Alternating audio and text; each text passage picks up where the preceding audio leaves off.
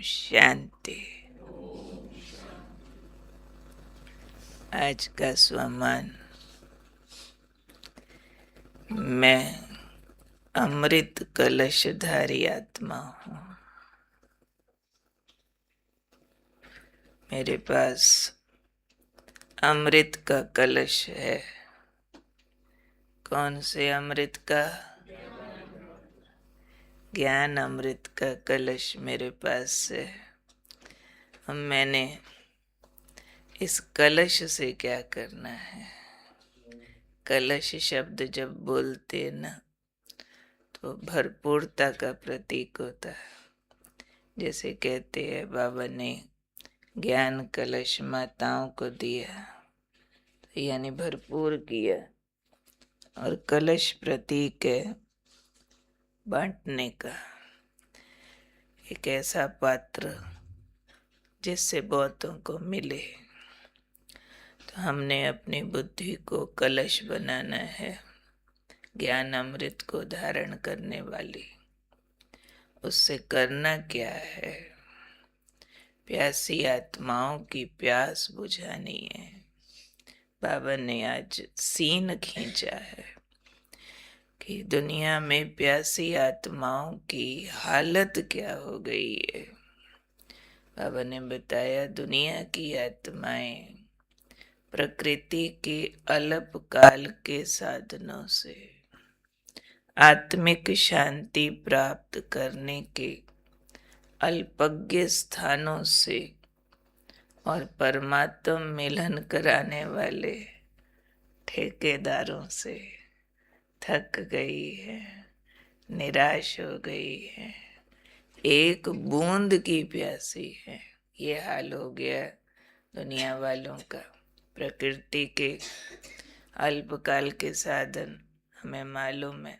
दुनिया में आकर्षण भले कितना है, पहाड़ों पे घूमो, ये डिस्को, ये डांस, ये खाओ, ये पहनो, ये मिलो, थक गए हैं लोग।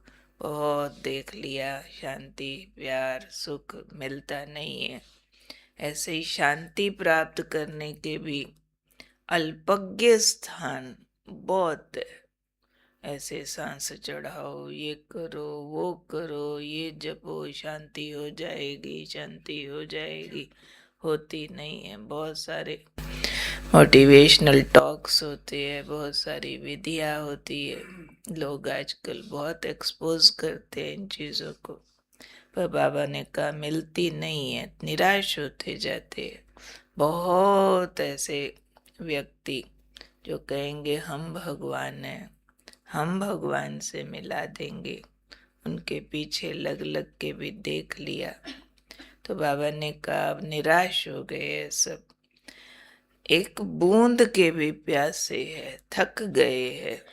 तो अब आपने क्या करना है? ऐसे में बाबा ने कहा इन आत्माओं को आत्मिक परिचय की, परमात्म परिचय की एक बूंद भी तृप्ति का अनुभव कराएगी। क्यों? ये सत्य परिचय है। जैसे कोई बहुत प्यासा होता है ना, एक घूंट भी पानी मिले राहत मिलती है उसको, जैसे जीवन मिल गया, ऐसी फीलिंग आती है उसको। तो आप सबके पास कलश में क्या है? सत्य परिचय है। आपके पास सत्य है, आत्मा का सत्य ज्ञान आपके पास है, परमात्मा की सत्य पहचान आपके पास है। थोड़ा भी कोई को दो तो उसकी भटकन मिटती है।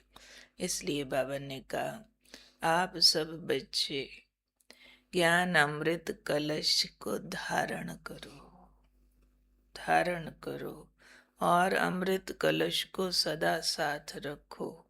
अमर बनो, अमर बनाओ। धारण करो से क्या मतलब?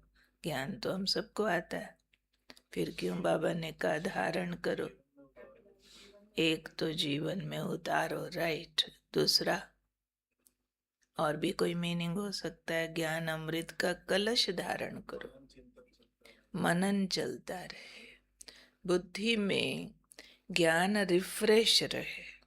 रिफ्रेश होगा, उसकी खुशी और उमंग होगा तो दूसरे को फटक दे देंगे, नहीं तो मनुष्य आत्माओं से मिलते हुए स्थूल व्यवहार कर लेंगे, जो भी होता है, लेकिन ईश्वरीय ज्ञान का दान नहीं देंगे।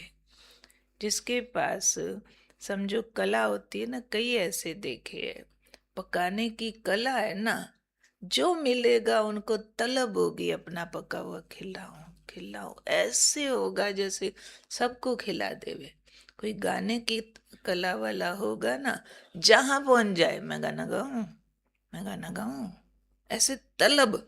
ना होने पे कष्ट है, हाँ होने पे खुशी है। क्यों? कला है। उस कला को यहाँ रिफ्रेश रखा हुआ है, उसका उमंग है, उससे उसकी खुशी है, अंदर उसका स्वमान रखा हुआ है। तो दान देना चाहते कि अब मैं गाऊं, अब मैं पकाऊं, अब मैं बांटूं, जो कला होगी ना। तो ज्ञान को अब कला बनाना है। कला बनाना माना बुद्धि में प्रोत्साहित रूप से रखना, स्वमानित रूप से रखना, खुशी के रूप में रखना, चबा चबा के उसकी खुशी लेते रहना। फिर जो मिले उसको कहना ना पड़े कि आप भी दो अक्षर सुनाओ जी, कोई दो बात बता दो जी, आप कहाँ जाते हो जी। नहीं, आपके मुख से छलक छलक ज्ञान निकलना चाहिए। ये कोई ऐसी बात नहीं है जिसकी ट्रेनिंग लेनी पड़े। जैसे गूंगे ने गुड़ खाया तो भी उसके हाव भाव बोल देंगे ये कुछ मीठा खा रहा है। ऐसे इतने ऊंचे ज्ञान को अगर बुद्धि में हम फिराते रहेंगे तो मुख से वही बातें निकलेंगी, साधारण और स्थूल बातें निकल नहीं सकेंगी। तो अमृत कलशधारी बनो, जिससे खुद अमर बनो, औरों को भी अमर बनाओ। इसकी सख्त जरूरत है। बाबा ने हमारे सृष्टि परिवार के भाई बहनों का दृश्य खींच दिया। बेचारे थक गए, निराश हो गए, हमारे ही तो भाई बहन है, थक टूट गए।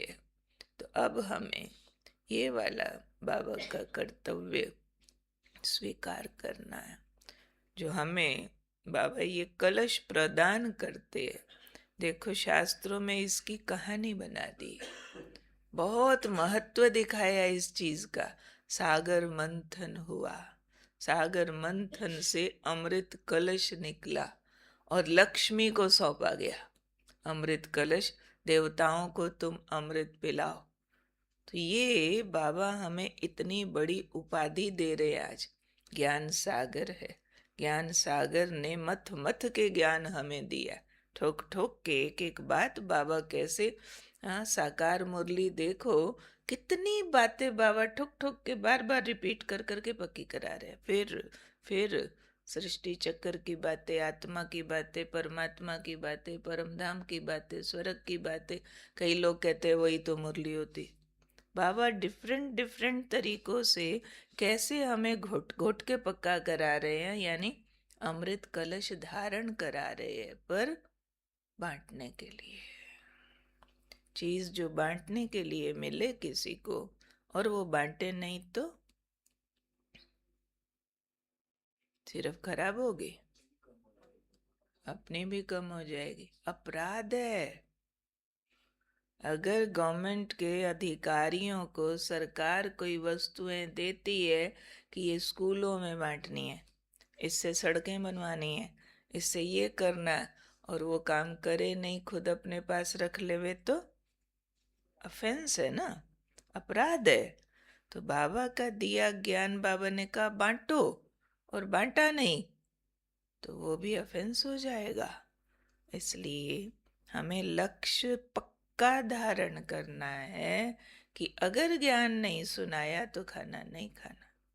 हमारी देखो एक दो माताओं ने ये जिम्मेवारी धारण की है। सुनीता जी रोज किसी माता को पकड़ते साथ, रोज कोई ना कोई मंदिर में जाते, किसी ना किसी को ज्ञान सुना के आते।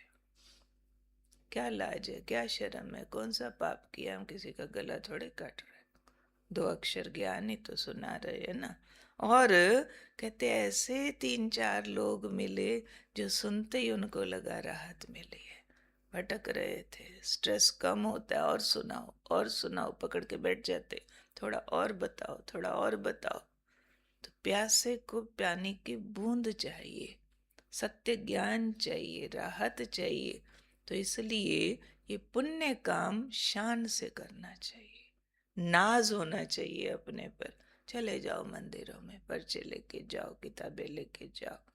तो अभी मंडे शाम से 6 से 7 कोर्स शुरू करेंगे, और उस कोर्स के लिए हर एक लक्ष्य रखो। मैंने एक को जरूर तब तक तैयार करना है, एक ने एक को लाना है। ये सोचो मेरे भाई है, आत्मा बाबा के बच्चे हैं, भटक गए हैं, मैंने उनको ठिकाना दिखाना है। ये तुम्हारा बाप है, ये तुम्हारा शांति का दर है।